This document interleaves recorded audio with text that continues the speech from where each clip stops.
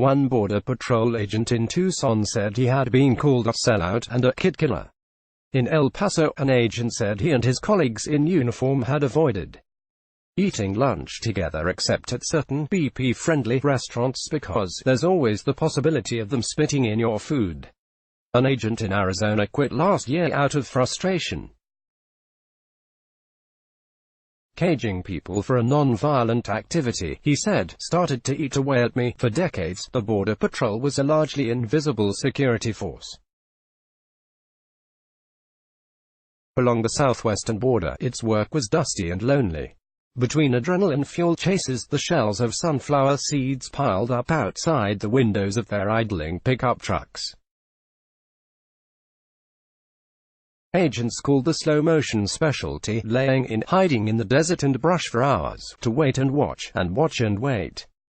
2 years ago, when President Trump entered the White House with the pledge to close the door on illegal immigration, all that changed. The nearly 20,000 agents of the Border Patrol became the leading edge of one of the most aggressive immigration crackdowns ever imposed in the United States. No longer were they a quasi-military organization tasked primarily with intercepting drug runners and chasing smugglers. Their new focus was to block and detain hundreds of thousands of migrant families fleeing violence and extreme poverty, herding people into tents and cages, seizing children and sending their parents to jail, trying to spot those too sick to survive in the densely packed processing facilities along the border. 10 migrants have died since September in the custody of the Border Patrol and its parent agency, Customs and Border Protection. In recent months, the extreme overcrowding on the border has begun to ease, with migrants turned away and made to wait in Mexico while their asylum claims are processed. Last week, the Supreme Court allowed the administration to close the door further, at least for now, by requiring migrants from countries outside Mexico to show they have already been denied refuge in another country before applying for asylum. The Border Patrol, whose agents have gone from having one of the most obscure jobs in law enforcement to one of the most hated, is suffering a crisis in both mission and morale. Earlier this year, the disclosure of a private Facebook group where agents posted sexist and callous references to migrants and the politicians who support them reinforced the perception that agents often view the vulnerable people in their care with frustration and contempt. Interviews with 25 current and former agents in Texas, California and Arizona, some conducted on the condition of anonymity so the agents could speak more candidly, paint a portrait of an agency in a political and operational quagmire. Overwhelmed through the spring and early summer by desperate migrants, many agents have grown defensive, insular and bitter. The president of the agents' union said he had received death threats. An agent in South Texas said some colleagues he knew were looking for other federal law enforcement jobs. One agent in El Paso told a retired agent he was so disgusted by scandals in which the Border Patrol has been accused of neglecting or mistreating migrants that he wanted the motto emblazoned on its green and white vehicles, "Honor first, scratched off," to have gone from where people didn't know much about us to where people actively hate us. "It's difficult," said Chris Harris, who was an agent for 21 years and a Border Patrol union official until he retired in June 2018. "There's no doubt morale has been poor in the past, and it's abysmal now. I know a lot of guys just want to leave." Eduardo B.A.C, an agent in California's El Centro sector. "The difference between doing the job now and when I started is like night and day. Before, it was a rush of adrenaline when you caught people with drugs. You were doing more police stuff. Now it's humanitarian work. If you ask anybody about being in Border Patrol, they're playing a movie scene in their head, jumping into a burning building and saving people. Now, it means taking care of kids and giving them baby formula." By and large, the agency has been a willing enforcer of the Trump administration's harshest immigration policies. In videos released last year, Border Patrol agents could be seen destroying water jugs left in a section of the Arizona desert where large numbers of migrants have been found dead. Some of those who worked at the agency in earlier years said that it had changed over the past decade, and that an attitude of contempt toward migrants, the view that they are opportunists who brought on their own troubles and are undeserving of a warm welcome, is now the rule, not the exception. The intense criticism that is being directed at the Border Patrol is necessary and important because I do think that there's a culture of cruelty or callousness, said Francisco Cantu, a former agent who is the author of The Line Becomes a River, a memoir about his time in the agency from 2008 to 2012. There's a lack of oversight. There is a lot of impunity. The Border Patrol was established in 1924. Early agents were recruited from the Texas Rangers and local sheriff's offices. They focused largely on Prohibition-era whiskey bootleggers, often supplying their own horses and saddles. Though horseback units still exist, the culture of the agency bears little resemblance to its past. It has become a sprawling arm of Customs and Border Protection, the country's largest federal law enforcement agency, which is responsible for 7,000 miles of America's northern and southern borders, 95,000 miles of shoreline and 328 ports of entry. On a practical level, the Border Patrol's hubs along the Mexican border, known as sectors, operate in some ways as fiefs. In border cities, sector chiefs become household names, delivering annual State of the Border speeches. In the 1990s, an El Paso sector chief, Silvestre Reyes, used his popularity to win a seat in Congress. In El Paso and other border communities, becoming an agent has long been viewed as a ticket to the middle class. A starting agent with a high school diploma and no experience can expect to earn $55,800, including overtime, climbing to $100,000 in as few as 4 years.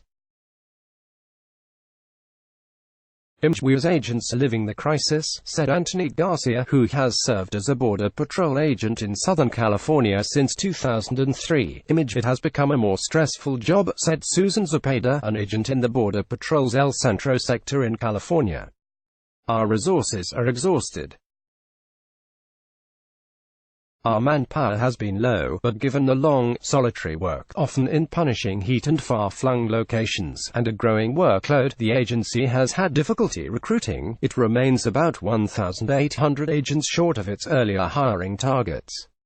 Some trace the increasing bitterness and frustration among agents to 2014, when large numbers of migrant families, as well as unaccompanied children, began arriving at the border. Many agents said they weren't given the money or infrastructure to handle the emerging crisis. Desperate mothers and sick children had to be herded into fenced enclosures because there was nowhere else to put them. Some agents blamed migrant parents for bringing the children into the mess. Their anger began building under President Barack Obama. Then, with Mr. Trump's election, it found a voice in the White House. Mr. Trump said it to us. He said it in public. I'm going to consider you guys, the union, the subject matter experts on how we secure the border, said Mr. Harris, the former agent and Border Patrol union official from Southern California who retired last year. We had never heard that from anyone before. The private Facebook group, which was created in 2016 and had more than 9,000 members, became a forum for agents to vent about the increasingly thankless nature of their jobs and the failure of successive administrations to fully secure the border. Some agents who were members of the group said the tone of the posts shifted after Mr. Trump's election, becoming raunchier and more politically tinged. A post mocked the death of a 16-year-old migrant while in custody at a Border Patrol station in Weslaco, Texas, with an image reading, "Oh well." A member used an expletive to propose throwing burritos at 2 Latina congresswomen. An agent in South Texas. What really pisses me off is that the agency knew about this group for a while. Those stories are true. There were patrol agents in charge on there. They knew it was wrong. Most agents interviewed said a minority of those in the Facebook group were responsible for the most offensive posts. Brandon Judd, president of the National Border Patrol Council, the agents union: "We have been pointed at with this broad brush, and there are certain segments trying to make this out that all agents are bad, and here's the proof. Look at these Facebook posts, when really the vast majority of our agents are very good people." In some ways, though, the posts reflected a culture that was long apparent in parts of the agency. For years, the Border Patrol has quietly tolerated racist terminology. Some agents refer to migrants as wets, a shortened version of wetbacks. Others call them tonks. Jen Budd, a former agent of 6 years who is now an outspoken critic, said a supervisor at her Border Patrol station in California had explained the term tonk to her. He said, "It's the sound a flashlight makes when you hit a migrant in the head with it." Josh Childress, a former agent in Arizona who quit in 2018 because the job had begun to wear him down, said the Facebook posts hinted at a deeper, darker problem in the agency's culture. "The jokes are not the problem," he said. "Treating people as if they aren't people is the problem." Calexico, Calif., 120 miles east of San Diego in Southern California's agrarian Imperial Valley, offers a glimpse of the relationship between a border community and the agents. Hemmed in by rugged mountains, desolate desert and the Colorado River, the valley has an economy that revolves around seasonal farm jobs and government work. Temperatures top 110 degrees during the parched summer months. Imageth border Calexico, Calif. About 800 Border Patrol agents work in the vast El Centro sector, which runs about 70 miles across the valley. They patrol on bikes and in their white vehicles in Calexico, whose downtown sits up against the rust-colored bollards that separate the United States and Mexico. When Mr. Trump visited the city in April to tout 2.3 miles of a new border barrier, a row of 30-foot-tall, slender steel slats with pointed edges, Angel Esparza organized a binational unity march that drew 200 people. But he said the march was to protest Mr. Trump, not the Border Patrol. Mr. Esparza has featured Border Patrol agents on the covers of 2 issues of Mi Calexico, a magazine that he produces and distributes sporadically. "In this town of 40,000, the Border Patrol agents are part of the community," he said. Natalia Nunez, a college student in Calexico, Calif. "Being in the Border Patrol is a normal thing around here. I have 3 cousins who are agents. I have friends whose parents are agents. They aren't supposed to talk about it. I wonder how they can sleep at night if they have to lock up kids in cages like animals." David E. Kim, the El Centro sector's assistant chief patrol agent, is the son of a South Korean immigrant who worked for the Postal Service. He has been with the Border Patrol since 2000. Asked about the agency's relationship with the community, he recalled the government shutdown that began in December 2018, when Mr. Trump was locked in a standoff with Congress over funding for an expanded border wall. Border Patrol agents, who were working without pay, were offered food vouchers by restaurants. Jiu-jitsu academies and gyms offered free passes. Kim's chiropractor waived his copay. "Image: the agents feel very demoralized by politicians and the media," said David E. Kim, the assistant chief patrol agent for the El Centro sector. "I would be lying if I said that those perceptions do not have an impact other than negatively on us. Image: the difference between doing the job now and when I started is like night and day," said Eduardo Jacobo, who has been an agent in the El Centro sector for about a decade. Mr. Kim, seated in the sector headquarters building, went silent for about a minute as he talked about it. Tears rolled down his face. "The community," he said finally, "stepped up for the Border Patrol when we were furloughed, but with the fraught atmosphere across the country of immigration policy, hostility can emerge even within agents' own families." Brandon Judd, president of the National Border Patrol Council, I just had a relative 4 days ago sent me one of the nastiest emails I've ever had in my life. How bad of people we are. How taxpayer dollars should not be used to abuse individuals operating in communities that are often heavily Hispanic and quietly hostile to Mr. Trump's immigration agenda. The Border Patrol has become more openly political than at any time in its history. Agents have nurtured a strong loyalty to the president, who many of them see as the first chief executive who is serious about border security. The union endorsed Mr.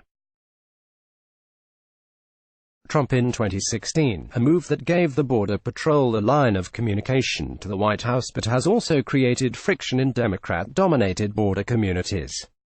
A 10YAR veteran agent in South Texas, I have personally not come across any agents that do not like Trump's positions on border security, on immigration.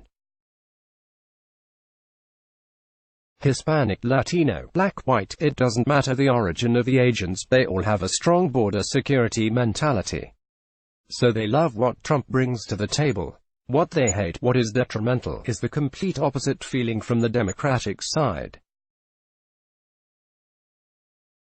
Democratic lawmakers flocked to the Texas border throughout the spring, many holding news conferences to criticize the filthy, crowded conditions in which migrants, including children, were being held, some with unchanged diapers, little access to showers and little or no hot food. Agents said they had done the best they could. Some bought toys for the children in their care, but were overwhelmed by the number of new arrivals.